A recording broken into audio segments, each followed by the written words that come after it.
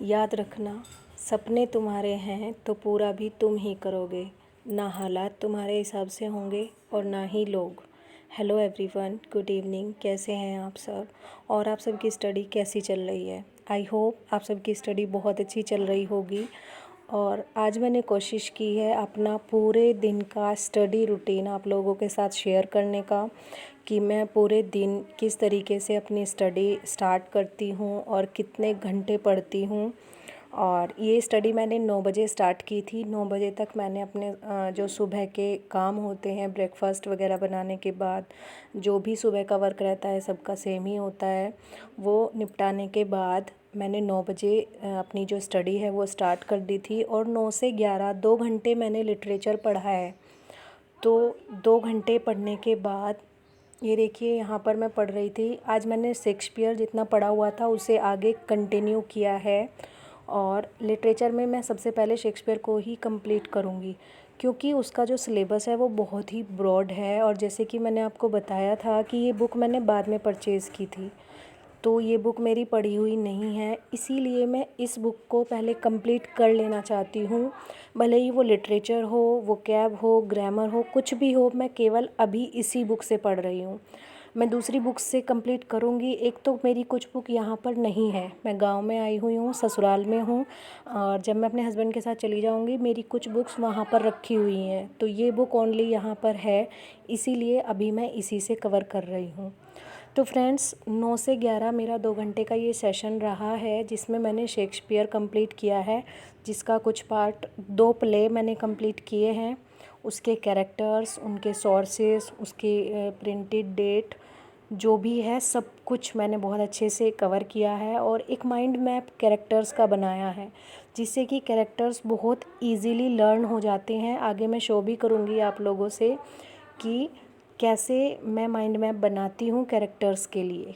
देखिए, हो सकता है कि सबको समझ में ना आए, बट मुझे समझ में आता है, इसीलिए मैं इसी तरीके से स्टडी करती हूँ। तो उसके बाद मैंने इसके जो प्लेस है वो लर्न किए।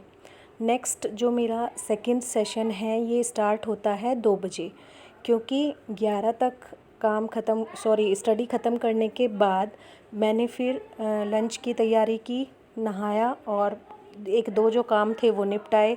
फिर 1 बजे तक मेरा काम 1 डेढ़ तक ख़त्म हो गया था। आधे घंटे के रेस्ट के बाद मैंने 2 से फिर स्टडी स्टार्ट की, और 2 से 3 1 घंटा मैं पढ़ी हूँ। और इसमें मैंने लिटरेरी टर्म्स पढ़ी हैं। लिटरेरी टर्म्स यहाँ पर मैंने कंप्लीट किया है 1 घंटा। और इस 1 घंटे में लगभग मैंने 10 से 12 लिटरेरी टर्म्स की हैं, जिसमें 2 मेजर टर्म्स थी और बाकी 8 से 9 छोटी छोटी टर्म्स थी, जो कि पहले भी क्लियर हैं। तो आराम से 1 घंटे में 8 से 10 लिटरेरी टर्म क्लियर हो गई हैं, क्योंकि मैंने ये पहले भी पढ़ी हुई हैं, इसीलिए मुझे इतना टफ़ नहीं लगा है। तो फ्रेंड्स, मैं आप सब लोगों से ये कहना चाहती हूँ कि जैसे कि मैंने शुरू में जो क्लिप भी ऐड की है कि सपने हमारे हैं तो हमें ही पूरे करने होंगे। उसमें कोई भी लोग आपकी सहायता नहीं करेंगे, कोई भी परिस्थितियाँ आपके हिसाब से नहीं चलेंगी। स्पेशली लेडीज़ के लिए और मैरिड लेडीज़ के लिए आपको कोई भी आकर ये नहीं बोलेगा कि तुम्हें पढ़ाई करनी है, तुम पढ़ाई कर लो, काम को एडजस्ट कर लो, काम हो जाएगा, कोई दिक्कत नहीं है। तो हमें काम भी एडजस्ट करना है और पढ़ाई भी एडजस्ट करनी है। ये चीज़ हमें देखनी है कि हमें अपनी पढ़ाई को किस तरीके से लेकर चलना है, जिससे कि हमारा काम भी डिस्टर्ब ना हो और हमारी पढ़ाई भी हो जाए। तो फ्रेंड्स, ये शाम का सेशन है। उसके बाद 3 के बाद मैं सो गई थी, उठी हूँ, उसके बाद चाय वगैरह सब कुछ जो है वो निपटाया। और ये 6 से 7 बजे का सेशन है मेरा 1 घंटा, जिसमें मैं वोकैब पढ़ रही हूँ। और जैसे कि मैंने अभी आपको बताया कि वोकैब भी मैं इसी बुक से पढ़ रही हूँ, तो पहले मैं इसी बुक को कंप्लीट करूँगी, उसके बाद मैं दूसरी बुक्स स्टार्ट करूँगी।